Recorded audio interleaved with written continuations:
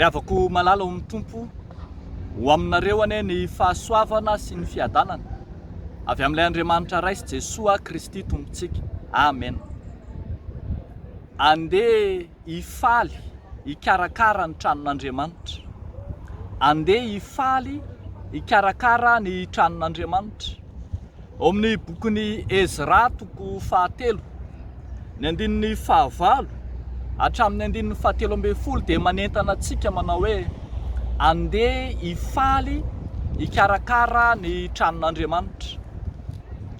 Tao aorianany fiverenana avy tany am-pahababoana niverina tao an-tanindrazany ny jiosy, nanomboka naka-toerana nametraka ny lafim-piainam-piarahamonina sy ny fiainana andavanandro samihafa, dia nanomboka niditra tsikelikely nakasika ny fivavahana, efa nanomboka namerina ny ainan'ny lalam-pivavahana, ary ankehitriny ary tonga mihitsy hatramin'ny hoe ahoana no amerenana amin'ny laoniny ny tempolin'ny Jerosalema, ilay tempoly izay ivon'ny fivavahana jiosy fahizay.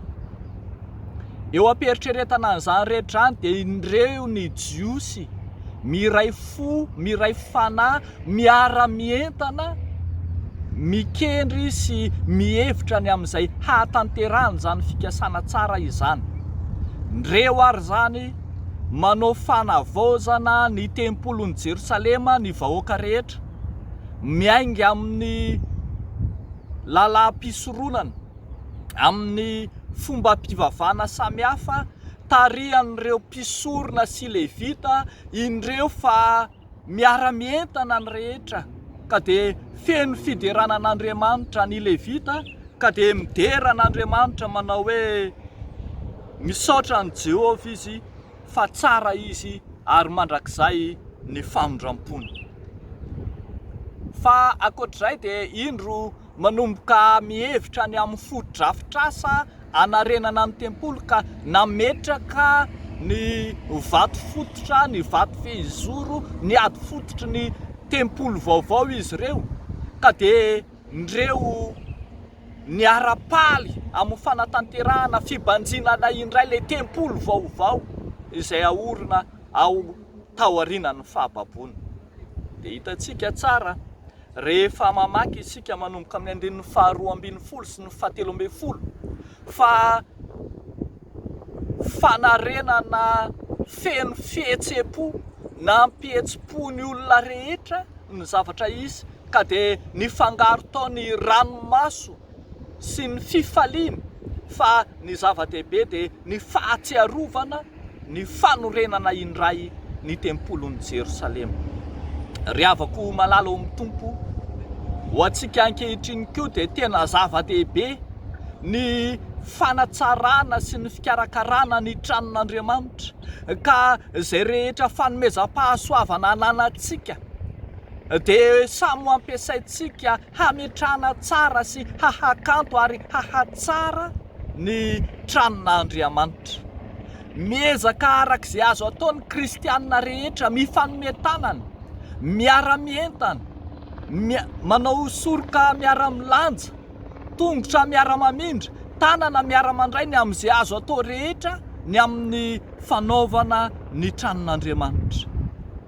Misy no havanana kokoa amin'ny lafiny teknika, misy no manana fanomezam-pahasoavana amin'ny ara-materialy, ara-pitaovana, ary misy nomeny tombotombon-dahany manokana amin'ny ara-bola.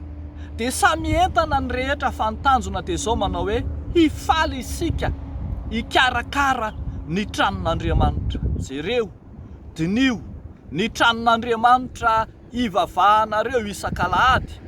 Jereo dinio izay azony tananao atao hikarakarana ny tranon'Andriamanitra hivavahana hionana amin'Andriamanitra. Fa jereo koa dinio ny amin'izay azonao atao hikarakarana ny tranon'Andriamanitra hivavahan'ny mpino rehetra, tsy ny ao aminao ihany fa ny hafa ihany koa.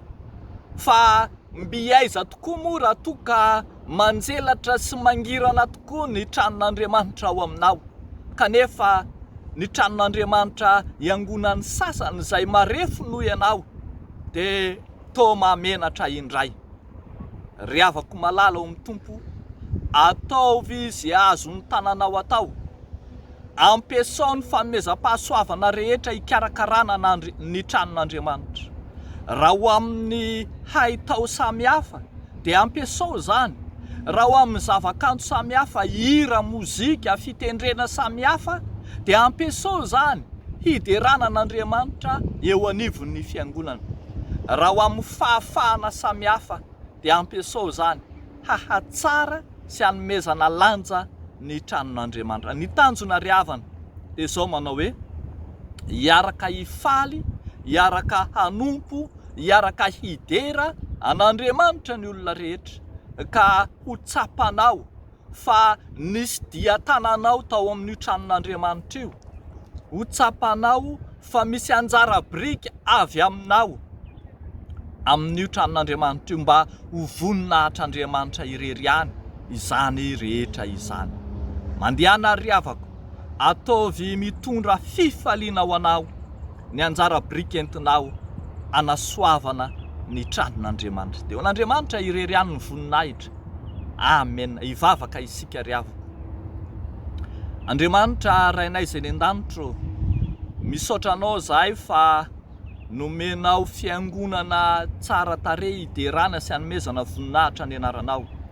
Ianao Kristy ilay nanorina ny fiangonana, ianao ilay fehizoro indrindra, ary eo aminao no iorena ny fiangonana rehetra. Fa misaotra anao ihany koa izahay amin'ity andro anio ity, afaka mitondram-bavaka ny amin'ny fanarenana, fanorenana, ny fanavaozana, ny fanitarana, ny fanorenana fiangonana maro be manerana izao tontolo izao, indrindra eo anivon'ny fiangonana FJKM. Mitondram-bavaka manokana izay ny komitin'ny fanorenana rehetra, na aiza na aiza, na iza na iza, na ho aniza na ho aniza, mba homenao sainao, mba ny fahendrenao no hitarika azy ireny anatanterahany ny sitraponao. Dia ataonay sy angatanay amin'ny anaran'i Jesosy Kristy Tompo izany vavaka izany. Misaotra Andriamanitra. Amen.